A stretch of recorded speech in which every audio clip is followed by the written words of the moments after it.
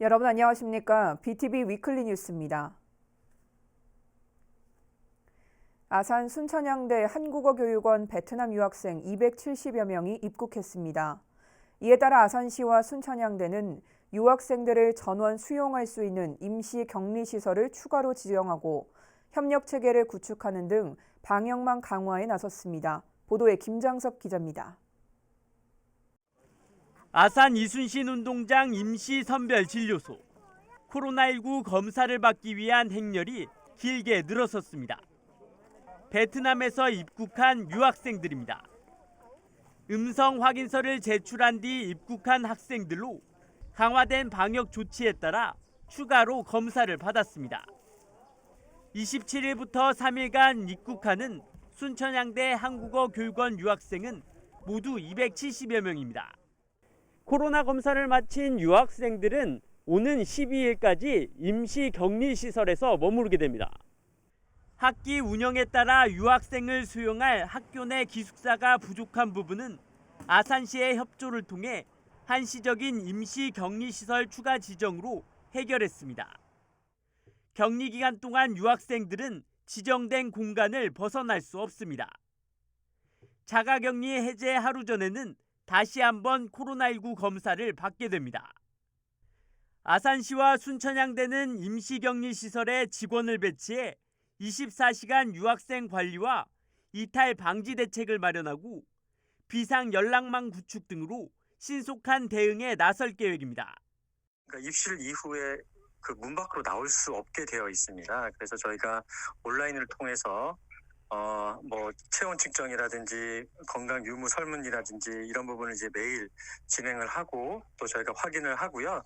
또 CCTV 모니터링을 24시간 이제 감시를 좀 합니다. 그래서 아울러 격리가 해제된 이후에도 개인위생이나 거리두기 등 방역 수칙을 지킬 수 있도록 해 지역사회 내 코로나19 감염에 대비할 계획입니다.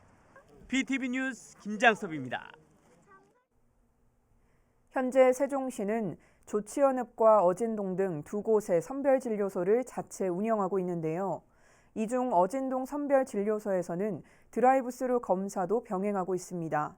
문제는 공간이 워낙 협소하고 주변에 교통량이 많아 검사자들이 종종 불편을 겪고 있다는 건데 이 때문에 장소 이전 필요성이 제기되고 있다고 합니다. 김우순 기자의 보도입니다. 세종시 어진동 복합 커뮤니티센터 1층 주차장에 마련된 코로나19 선별진료소. 드라이브스루 방식으로 검사받기 위해 온 시민들의 차량이 주차장 밖 도로까지 길게 늘어서 있습니다. 지난 25일엔 어린이집 집단 감염과 관련해 검사를 희망하는 시민들이 대거 몰리면서 이러한 차량의 행렬이 500m 넘게 이어지기도 했습니다. 저기까지 밀렸어요. 가지마 11단지 정문 들어가는 곳까지. 이곳 어진동 선별진료소는 주로 신도시에 살고 있는 시민들이 이용합니다. 하루 평균 500여 명이 검사받고 있는데 문제는 장소가 협소하다는 데 있습니다. 복컴의 주차장 공간 자체가 좁은 데다 바로 앞에 대형 상가까지 자리하고 있어 주변 교통이 마비되는 상황이 종종 연출되곤 합니다. 특히 이러한 문제로 선별진료소 직원들이 검사자들로부터 항의를 받는 일도 발생하고 있습니다. 1시간 내지 1시간 반 정도 기다려야 되는데 또 점심시간 또 기다려야 됩니다. 거기에 대한 불만은 엄청 많았어요. 그러면 그 사람들 중에 또막 나쁜 경쟁이고 제가 좀 이 정부에 막 겪고 때문에 선별진료소를 보다 넓은 장소로 이전할 필요성이 제기되고 있습니다. 일례로 이곳 대평동 모델하우스 단지에 임시 선별진료소를 설치하자는 방안이 제시되고 있습니다. 인적이 드문 데다 활용할 수 있는 공간이 충분한 것은 물론 신도시 어느 생활권에서나 접근이 용이하기 때문입니다. 하지만 세종시는 선별진료소 이전은 어렵다는 입장입니다. 검사 직원들의 휴식 여건 등을 고려하지 않을 수 없다는 겁니다. 그러나 현재 있는 문제점에 대해선 충분히 인지하고 있다며 드라이브스루 방식을 없애고 전면 워크스루 방식으로 전환하는 등 개선 방안을 검토하고 있다고 밝혔습니다. BTV 뉴스 김우순입니다. 문재인 대통령이 후보 시절 공약한 중부권 동서횡단철도 건설 사업. 대통령의 임기는 1년도 남지 않았지만 사업 추진은 요원하기만 합니다. 이 사업을 국가철도망 구축 계획에 반영해달라는 요구를 담은 서명부가 국토교통부에 전달됐습니다. 송용환 기자의 보도입니다. 박상돈 천안시장을 비롯한 5개 시군 단체장이 국토부를 찾았습니다. 중부권 동서횡단철도 12개 시군 300만 주민들의 의지를 전달하기 위해서입니다. 동서횡단철도 시군협력체는 이달 1일부터 23일까지 국가철도망 구축계획 반영을 촉구하는 서명운동을 벌여 온라인과 오프라인에서 약 22만 명의 서명을 받았습니다. 앞서 지난 14일엔 시장 군수와 의장, 국회의원 등 30여 명이 서울에서 연석회의와 결의대회를 열고 항의 표시와 함께 사업 추진을 촉구했습니다.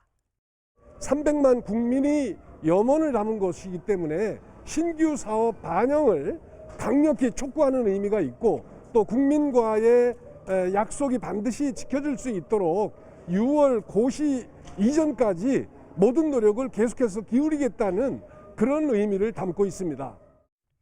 충남 서산과 경북 울진에 있는 중부권 동서횡단철도 사업은 문재인 대통령의 공약 사업이자 정부의 100대 국정과제입니다. 하지만 지난달 국토부 공청회에선 신규 사업이 아닌 추가 검토 사업에 포함되는 데 그쳐 노선 통과 지역 주민들로부터 반발을 사고 있습니다. BTV 뉴스 송용환입니다. 세종시가 스마트 국가산업단지 예정지에 대한 부동산 투기 논란이 일파만파 확산되자 지난달부터 주요 개발 호재가 있는 면지역을 중심으로 농지와 임야에 대한 이용 실태 조사를 벌였는데요. 그 결과 불법 행위가 무더기로 적발됐습니다. 주로 무엇이 문제가 된 건지 김우순 기자가 취재했습니다. 세종시가 지난 4월부터 약 한 달 보름에 걸쳐 연기면과 연서면 그리고 금남면과 전이면 등 4개 면지역에 대한 농지 이용 실태 조사를 벌였습니다. 국가산업단지 조성 등 모두 개발 호재가 있는 지역으로 농지원부와 농업경영체 등록자료상 불법 행위가 의심되는 816필지를 중심으로 진행됐습니다. 그 결과 조사 대상 중 17.6%에 달하는 144필지에서 불법 행위가 확인됐습니다. 구체적으로는 일반 법인이 농지 전용 허가를 받은 후 이를 철회하고 여러 명에게 농지를 불법으로 대판 것이 17필지에 달했고 농지를 사무실 등 다른 목적으로 이용 중인 불법 전용 사례가 9필지에서 적발됐습니다. 또 농지를 취득한 후 농사를 짓지 않고 묵히고 있는 사례가 118필지로 가장 많았습니다. 이에 따라 세종시는 농지를 쪼개 판 2개 법인에 대해선 수사 의뢰하는 한편 불법 전용과 휴경 방치 사례에 대해선 관련법에 따라 행정 조치할 예정이라고 밝혔습니다. 불법 전용이 됐다는 데 대해서는 원상 회복 조치를 내리고 휴경 방치로 조사된 118지에 대해서는 청문 절차를 거쳐가지고 농지 처분 의무 통지를 하려고 합니다. 임야에 대한 불법 행위도 22필지에서 적발됐습니다. 20인 이상 공유 지분으로 이뤄진 381필지 가운데 3필지에서 산림 훼손이 의심되는 사례가 확인됐고 허가구역 안에서 산림 경영계획을 지키지 않은 사례가 19필지 각각 적발됐습니다. 세종시는 이렇게 불법 행위가 드러난 임야 3개 필지에 대해선 추가 조사를 거쳐 검찰에 송치할 계획입니다. 또 산림 경영계획을 이행하지 않은 19필지에 대해서도 이행명령 등 행정조치하기로 했습니다. 한편 세종시는 이번에 조사를 마친 4개 면을 제외한 나머지 6개 읍면에 대해서도 다음 달부터 본격적인 농지 이용 실태 조사에 착수할 방침이라고 밝혔습니다. BTV 뉴스 김우순입니다. 한편 공직자들의 부동산 투기 논란이 시민들의 공분을 산 데 이어 최근엔 아파트 특별 공급 제도의 특혜 논란이 뜨겁습니다. 야권에서는 국정조사 카드까지 등장했습니다. 계속해서 김우순 기자의 보도입니다. 지난해 세종시 방곡동에 들어선 한 건물. 당초 관세청 산하기관인 관세평가분류원이 사용할 목적으로 건립했지만 세종시 이전 대상기관이 아닌 것으로 뒤늦게 확인되면서 입주하지 못한 채 1년째 건물을 놀리고 있습니다. 이 때문에 혈세 낭비 논란이 일고 있는 가운데 더 큰 문제는 이전을 추진하는 과정에서 관평원 직원 49명이 세종시의 아파트 특별공급까지 받았다는 점입니다. 이번만큼은 실제로 잘못되어 있는 그런 관행에 의한 부당이익은 환수하는 것까지를 시민들이 목도를 하고 눈으로 봐야지만 이런 앞으로의 부당이익과 관계되어 있는 거에서 시민들에게 건전한 건강한 어떤 그런 정책이다라고 하는 거를 환기시켜 줄 수 있는 어떤 그런 시그널을 주는 것, 이게 가장 필요하다고 보죠. 이에 대한 비판 여론이 거세게 일자 최근 김부겸 총리는 엄정조사에 위법사항이 확인되면 수사 등 필요한 조치를 취하라고 지시했고 국무조정실도 조사에 착수한 상태입니다. 이번 관평원 사태를 계기로 그동안 행복도시에서 천편일률적으로 이뤄져온 특별공급제도가 갖는 특혜 논란이 다시 불붙고 있는 상황입니다. 급기야 논란은 국회로까지 번졌습니다. 지난 24일엔 정의당 심상정 의원이 나서 행복도시 이전 기관 종사자에게 제공하고 있는 특별공급제도를 폐지할 것을 주장한 데 이어 25일엔 국민의힘과 국민의당, 정의당 등 야3당이 특공제도 악용 사례에 대한 국정조사 요구서를 국회에 제출했습니다. 모두 111명의 국회의원이 참여한 요구서엔 분양 당시 소유 주택수나 분양대금의 출처를 비롯해 분양 이후 실거주 여부, 매각을 통해 얻은 시세 차익 등을 포괄적으로 조사하는 내용이 담긴 것으로 알려졌습니다. 첫 번째로는 그 특공 제도의 불합리성에 대해서 다시 한번 살펴봐야 된다고 보고요. 특히나 이제 이번 국정감사를 통해서 부당하게 아파트를 공급받아서 시세 차익을 얻은 분들, 그리고 대상자가 아님에도 불구하고 특공으로 수입 부분에 대해서는 반드시 환수 조처가 있어야 된다고 봅니다. 세종시 특공 논란이 실제 국정조사로까지 이어질 가능성은 낮아 보이지만 제2의 LH 사태로 번질 가능성도 조심스럽게 제기되고 있습니다. BTV 뉴스 김우순입니다. 순천향대 부속 천안병원이 신축병원 기공식을 열고 첫 삽을 떴습니다. 1000개 병상 규모의 새 병원은 오는 2024년 준공될 예정입니다. 송용환 기자의 보도입니다. 순천향대 천안병원이 새 병원을 짓습니다. 지난 1982년 개원한 지 약 40년 만입니다. 신축 병원은 현재 병원 건물 바로 뒤편 4만 5천여 제곱미터 부지에 지하 5층, 지상 15층, 1000병상 규모로 건립됩니다. 병원 측은 최첨단 시스템을 기반으로 주민들에게 통합 의료 서비스를 제공하겠다고 밝혔습니다. 모든 질환을 지역 내에서 해결할 수 있는 완벽한 의료 체계를 갖추며 새 병원이 이 도시에 우뚝 서 있는 것만으로도 건강에 대해 안심이 되는 커다란 랜드마크가 될 것입니다. 여기에 의대의 교육, 의생명연구원의 연구 역량이 더해져 천안이 바이오 메디컬 클러스터로 거듭날 것으로 기대했습니다. 새 병원은 오는 2024년 준공될 예정입니다. 기존 건물은 리모델링을 통해 교수 연구실과 회의실 등으로 활용하게 됩니다. BTV 뉴스 송용환입니다. 아산에서 5살 배기 남자아이가 집에서 숨진 채 발견됐습니다. 용의자는 아이의 아버지로 자해를 시도했지만 결국에는 혼자만 살아남았습니다. 보도에 김장석 기자입니다. 아산 인주면의 한 아파트. 지난 24일 저녁 8시쯤 이곳에서 5살 배기 남자아이가 숨진 채 발견됐습니다. 경찰이 신고를 받고 출동했을 당시 아이는 이미 사망한 상태였으며 주변에는 40대 친부의 혈흔이 발견됐습니다. 집안에서 자해를 시도한 친부는 인근 삽교천 제방 차량 안에서 발견됐습니다. 경찰이 수색에 들어간 지 4시간이 넘어섭니다. 곧바로 병원으로 옮겨진 친부는 치료를 받고 생명에 지장이 없는 것으로 확인됐습니다. 경찰은 친부가 아이를 살해한 것으로 보고 즉시 체포했습니다. 경찰 조사 결과 숨진 아이의 엄마는 함께 살고 있지 않은 것으로 파악됐습니다. 아산경찰서는 현재 용의자인 친부가 아이를 살해한 혐의에 대해 부인하지 않고 있다며 다만 숨진 아이에게서는 학대 정황은 발견되지 않았고 그동안 학대 신고도 없었던 것으로 확인됐다고 밝혔습니다.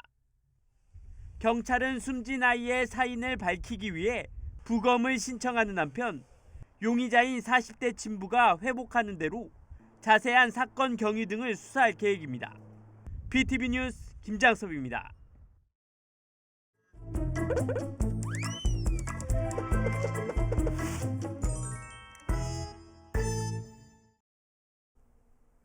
민원 톡톡톡 시간입니다. 요즘 많은 지자체에서 발행하고 있는 지역사랑 상품권을 써보셨거나 들어보셨을 텐데요. 지역자금의 관해 유출을 막는 지역화폐의 좋은 취지와는 달리 세종시 지역화폐인 여민전 관련 시민들의 불만의 목소리를 민원 톡톡톡에서 취재했습니다. 2021년 5월 1일 오전 9시 판매 시작. 대기 인원 3199명. 1시간 10분 만에 판매 종료. 이게 웬 쇼핑몰 이야기냐고요? 세종시 여민전 충전대란 이야기입니다. 지역사랑 상품권이라고도 불리는 지역화폐. 사용해 본 적 있으신가요? 지역화폐는 지역자본의 역외 유출을 방지하고 지역 내 소상공인과 자영업자를 지원하기 위해 발행되는데요. 5에서 10% 캐시백 혜택까지 누릴 수 있기 때문에 시민들의 호응과 관심이 날로 증가하고 있습니다. 세종시도 2020년 3월 3일 여민전이라는 이름의 세종시 지역화폐를 발행하기 시작했습니다. 세종시는 여민전 출시 이래 10개월 동안 여민전을 통해 한 해 1,616억 원이 사용됐다고 밝혔는데요. 그만큼 많은 돈이 세종시에서 소비되어 지역 자금의 관해 유출을 방지하는 역할을 하고 있는 셈이죠. 얼핏 보면 잘 운영되고 있는 것 같은 여민전. 하지만 민원 내용을 보면 그렇지만은 않아 보입니다. 저희가 이제 이렇게 들어가서 충전을 하려고 했더니 예산이 다 소진돼서 저희가 이름도 충전을 못 받았어요. 이번 달에는 이제 또 빨리 해보자. 그래서 9시 또 정강에 딱 들어갔더니 저희가 자동으로 안 걸어놨더니 여기 또 대기자가 10,000명이 넘더라고요. 30분 뒤에 딱 들어갔더니 아직까지 대기 중. 세종시 여민전이 선착순 전쟁이 된 이유는 무엇일까요? 원인은 바로 여민전 월별 발행 계획에 있습니다. 세종시의 2021년 여민전 캐시백 예산은 255억 원. 이에 따른 여민전 발행 규모는 2,550억 원입니다. 세종시는 이 2,550억 원을 월 단위 예산으로 다시 편성하여 월별 발행액을 균일하게 나누어 운영하고 있습니다. 세종시 관계자에 따르면 연말까지 캐시백 예산을 잘 관리하여 예산이 떨어져서 캐시백 혜택을 받지 못하는 일이 없도록 하겠다는 입장입니다. 하지만 이 방식은 결국 월 발행액 한도 내에 선착순으로 충전한 사람들만 캐시백 혜택을 누릴 수 있고 충전한 사람이 지출을 하든 하지 않든 캐시백을 선점하는 문제점을 안고 있습니다. 또한 선착순 충전 시작일인 매월 1일에 충전을 하려는 사람들이 어플로 몰리게 되고 대기 인원이 많아짐에 따라 서버 에러 문제도 잇따랐습니다. 9시 정각에 접속을 했는데 대기자가 한 10,000명 정도가 있어서 20분을 이제 기다렸어요. 그래서 이제 제 차례가 되었고 이제 뭐 필요한 그 내역들을 다 입력을 해서 완료를 했는데 오류가 생겼다면서 다시 처음으로 돌아가서 대기자가 처음엔 10,000명이었다가 이제 다시 처음부터 하니까 30,000명으로 늘어나서 결국 제가 1시간 정도를 대기했다가 충전을 했거든요. 9시 정각에 내가 계속 이거를 신경 쓰고 있어야 된다는 거. 그게 굉장히 기분이 그렇더라고요. 한 번은 내가 그래 그럴 수 있지 이렇게 생각을 했는데 두 번 딱 그러고 나니까 너무 화가 나더라고요. 자동 충전을 그러면 왜 하라고 하는 거지? 이런 거 있잖아요. 그럼 다른 지자체는 지역 화폐를 어떻게 운영하고 있을까요?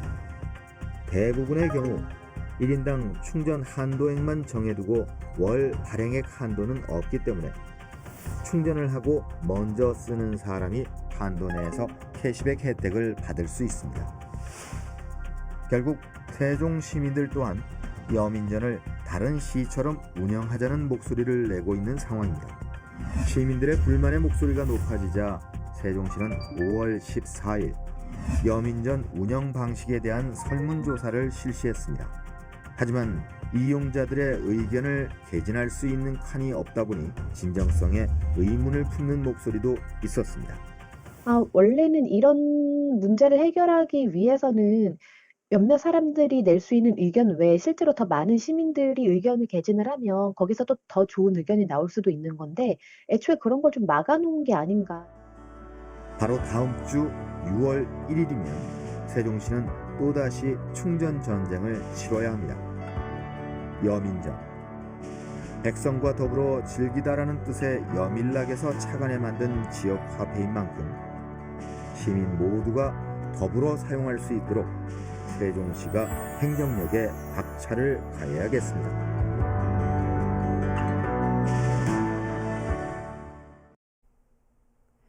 여민전 충전대란 관련 내용이 보도된 이후 세종시가 개선책을 내놨는데요. 앞으로는 추첨제로 바뀐다고 합니다. 기회를 균등하게 제공하겠다는 취지지만 여민전이 로또냐는 조롱 섞인 지적이 잇따르고 있습니다. 김우순 기자의 보도입니다. 세종시 지역화폐 여민전. 사용할 때마다 10% 캐시백 혜택이 주어져 많은 시민들이 애용 중입니다. 문제는 충전.